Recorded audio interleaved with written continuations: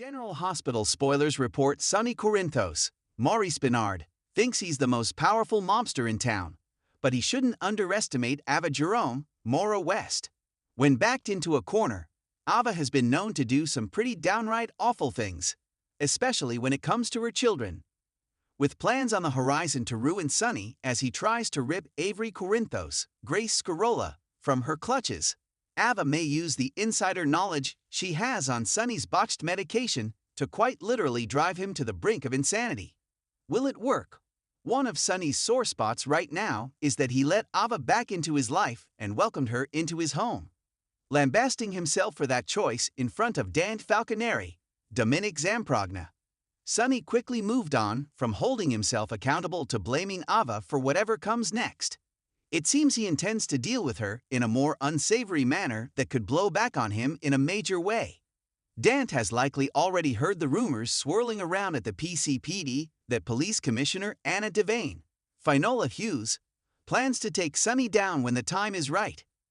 He'd rather not see his father serve himself up on a silver platter, but it seems that is what Sonny is intent on doing. Ava couldn't help but smile a bit when Scott Baldwin, Kin Shriner, mentioned that Sonny needed to have a very public nervous breakdown for her to be back on top again in terms of this impending custody battle between them, which is certain to look more like a war. As soon as Scott made mention of a mental health issue, alarm bells were going off in Ava's mind, signaling that she was on the cusp of a victory, at least in her own mind. Now, she sees a path forward. It is paved with embarrassment, shame, and instability for Sonny. The way Ava sees it, there's no way she can lose by going too far and fighting for Avery. We aren't sure whether Ava will loop Scott in on what she knows about Sonny's poxed pill situation. That would put him at risk of having knowledge of this criminal activity and acting against a citizen in the court of law who he knows isn't being properly treated. But Ava can keep that morsel of dirt for herself, while possibly trying to get to the bottom of who is pulling the strings to mess with Sonny's meds. If all roads lead back to Valentine Cassadine, James Patrick Stewart, will they form an alliance to take Sonny down by tweaking his meds even more? By now, the fans know that Brian Cray is set to return to GH for only one day as Morgan Corinthos. Could that one-time appearance be a delusion Sonny experiences as his faulty meds induce him into a deeper level of instability? Stay tuned for more GH news and spoilers to find out. Port Charles is no stranger to tragedy, shocking twists, and jaw-dropping resurrections. But nothing could prepare fans for the emotional roller coaster that's about to unfold. For weeks, Sonny Corinthos has been spiraling, pushed to the edge by betrayals, mental instability, and the crushing weight of everything he's lost. But just when it seems like the mob boss has hit rock bottom, General Hospital delivers a twist that rewrites history and tears open old wounds. Morgan Corinthos is alive. Yes, you read that right. Morgan is alive. And the journey to this mind-blowing revelation begins with Sonny's breakdown. Fans have watched Sonny unravel piece by piece, ever since his bipolar medication was tampered with, a sinister plot that still hasn't been fully exposed. Sonny has been erratic, impulsive, and dangerously unstable. His once iron grip on the Corinthos organization has weakened. He's lashed out at his most trusted allies, driven Ava Jerome to the brink, and alienated his children. This is not the Sonny we know. Even Carly, who's been through hell and back with Sonny, has backed away. She knows the signs. She's seen him spiral before. But this time, it's different. More violent. More self-destructive. And what scares her the most is that he refuses help. Behind the scenes, Jason, Dante, and even Christina have been trying to put the pieces together. But what they don't realize is that Sonny's downward spiral is connected to something far deeper, something buried in the past. It starts with fleeting moments. Sonny sees Morgan, first in dreams, then in waking visions. At first, he chalks it up to stress, guilt, a side effect of the medication switch. But the visions grow stronger, more vivid, more real. Morgan talks to him, pleads with him, tells him things Sonny couldn't possibly know. Private memories, hidden details, and clues that point to something horrifying. Morgan may never have died in that fateful car explosion. At first, everyone thinks it's another sign that Sonny's mind is unraveling. But then things start happening. Real things. A bracelet that belonged to Morgan shows up at the Corinthos house. Sonny receives a mysterious text that reads, "You're not crazy, Dad. I'm coming home." Jason investigates and learns that the explosion that killed Morgan was never conclusively verified. The body was never recovered, only assumed destroyed in the blast. And the car? It was tampered with, yes, but the evidence trail suddenly feels too clean, too convenient. Jason and Dant begin re-examining the details of Morgan's death. They revisit surveillance footage, interview old witnesses, and dig into the Corinthos enemies list. One name keeps popping up: Olivia Jerome.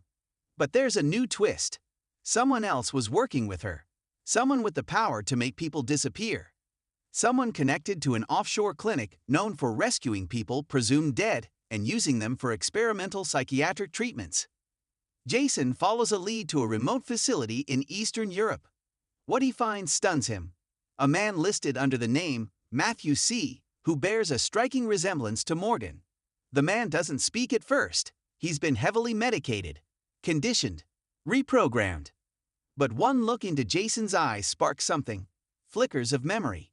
Of home, of Sonny, of Carly, of who he used to be. Jason brings him home. The return of Morgan Corinthos sends shockwaves through Port Charles. Carly collapses when she sees him. Michael is speechless. Christina can't stop crying. But Sonny drops to his knees and sobs.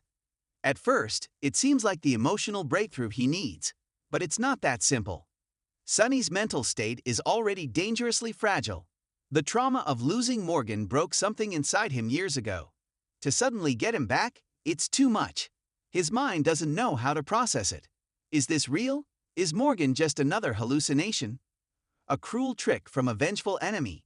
The line between reality and delusion blurs, and that's when the real storm hits. Morgan's return doesn't fix Sonny, it pushes him further into chaos. He becomes obsessed with protecting Morgan. He lashes out at doctors who want to reevaluate his son's mental state. He accuses people of plotting to take Morgan away again. He refuses to let him out of his sight. Everyone watches with growing alarm as Sonny becomes more paranoid, more volatile. He starts pulling away from his family again, convinced they don't believe him, that they think Morgan's return is just another symptom of his illness. Morgan, still grappling with his own trauma, tries to reach his father, but it only makes things worse. "Dad, I'm here," he says, tears in his eyes. "I'm real, but you're scaring me." Sonny breaks down in the middle of the Metro court, screaming that no one will take his son away again. Security intervenes. He's sedated and taken to GH for emergency psychiatric care. What follows is perhaps one of General Hospital's most emotionally raw arcs in years. Sonny is committed for intensive therapy. Carly is forced to make the call, and it shatters her. Michael takes over the business in his father's absence. Christina visits daily, often with Donna and Avery, hoping to jog the good in Sonny's heart. Meanwhile, Morgan begins the painful process of reintegrating into a world that moved on without him. He grapples with survivor's guilt, PTSD, and a broken sense of self. But through it all, he holds on to one truth. He came back for his father, and he's not giving up on him. In a heartbreaking scene, Morgan visits Sonny in the psychiatric wing. He places his hand on the glass, separating them, and whispers, "You saved me once, Dad. Let me save you now." Tears stream down Sonny's face. A glimmer of clarity returns to his eyes. Sonny's breakdown will mark a turning point for the character. It's not just about his mental health, it's about redemption, about confronting the ghosts of the past, about healing wounds that have festered for far too long. Morgan's return will ignite new storylines. Who really took him? Why was he kept hidden? What secrets does Morgan himself still hold? And most importantly, can father and son find their way back to each other in a world that's changed so much? Port Charles will never be the same. Neither will Sonny. But sometimes you have to lose your mind to find your heart again.